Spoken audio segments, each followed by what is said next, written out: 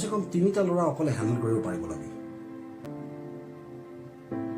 সেইটো মোৰ ছোৱালীজনীক শিকাইছোঁ দ্যাটছ আ ডাইৰেক্ট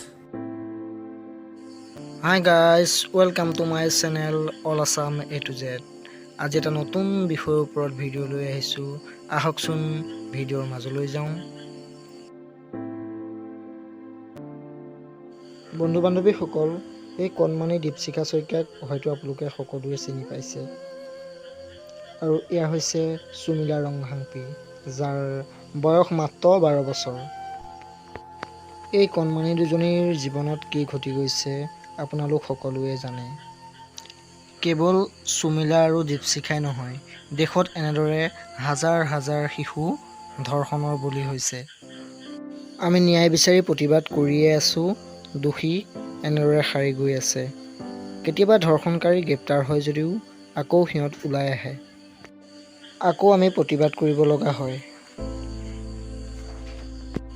আমি প্ৰতিবাদ কৰি থাকিম, ধৰ্ষণকাৰী সাৰি থাকিব আৰু ধৰ্ষণ চলি থাকিব। তেতিয়াহ'লে মহিলাসকলে কেতিয়া নিৰাপত্তা পাব? ধৰ্ষণৰ পৰা ৰক্ষা পাবলৈ আমি নিজাববীয়াকৈ কি ব্যৱস্থা ল'ব পাৰোঁ? কি ব্যৱস্থা লৈ তেতিয়াহ'লে আমি ধৰ্ষণ কমাব পাৰোঁ? বন্ধু বান্ধৱীসকল, ছেল্ফ ডিফেন্সৰ জৰিয়তে আমি ধৰ্ষণ কিছু পৰিমাণে কমাব পাৰোঁ।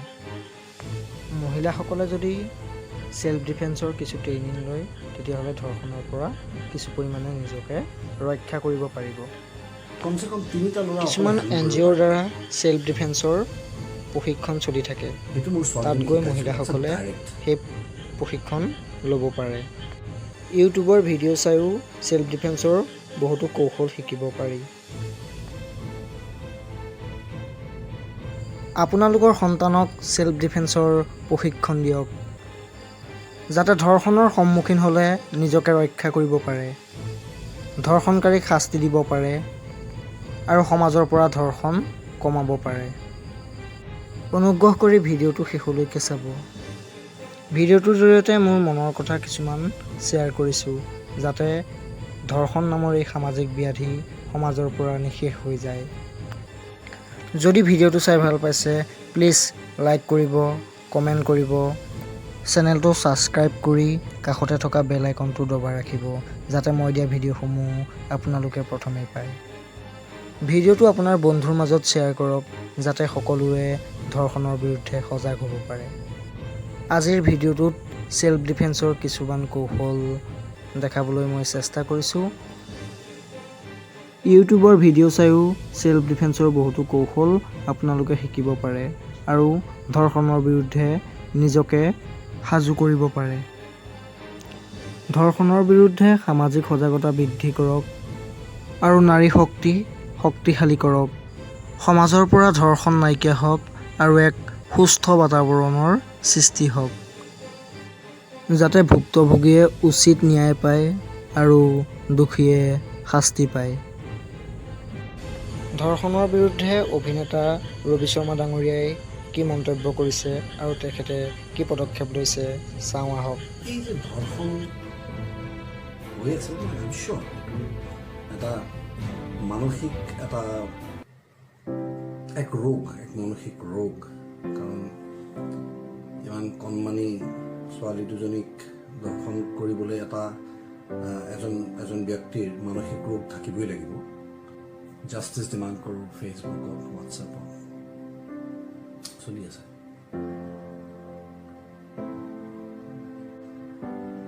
কিন্তু ঘৰৰ পৰা আমি কি কৰিব পাৰোঁ? প্ৰিকশ্যনেৰী মেজাৰ হিচাপে আমি কি কৰিব পাৰোঁ? ক'ব নোৱাৰোঁ ভাল কৰিছোঁ নে ভুল কৰিছোঁ, কিন্তু কিছু পদক্ষেপ ময়ো লৈছোঁ। যে মই য'ত 5 বছৰ বয়সৰ পৰা মাৰ্চেল আৰ্টত এডমিশ্যন দিয়ে, মই মোৰ ছোৱালীজনীক 3 বছৰ বয়সৰ পৰা মাৰ্চেল আৰ্টত এডমিশ্যন দিছোঁ। সিহঁতক সমৰ কলাৰ বিষয়ে জানিবলৈ, বুজিবলৈ বা সমৰ কলাৰ কি কি কথা ইনভলভড, এইখিনি কথা বুজিবলৈ অলপমান এডভান্স লেভেলত মই তেওঁলোকক প্ৰস্তুত কৰিছোঁ। মোৰ ছোৱালীজনীক প্ৰস্তুত কৰিছোঁ, ল'ৰাটোকো দিছোঁ। এতিয়া দুইটাৰে মাৰ্চেল আৰ্ট কৰাৰ বা সমৰ কলাত তেওঁলোক অভ্যাস কৰাত মই তেওঁলোকক দুটা মটো দিছোঁ ছোৱালীজনীক এটা মটো দিছোঁ যে তই মা কমচে কম 3টা ল'ৰা অকলে হেণ্ডেল কৰিব পাৰিব লাগে সেইটো মোৰ ছোৱালীজনীক শিকাইছোঁ দ্যাটছ এ ডাইৰেক্ট পদ্ধতি এটা ষ্ট্ৰেইট এটা মটিভ মই তাইক দিছোঁ কিন্তু তাৰ লগতে মোৰ ল'ৰাটোক মই শিকাইছোঁ যে তই এজনী ছোৱালীক প্ৰটেক্ট কৰোঁতে কমচে কম 10টা ল'ৰা তই হেণ্ডেল কৰিব পাৰিব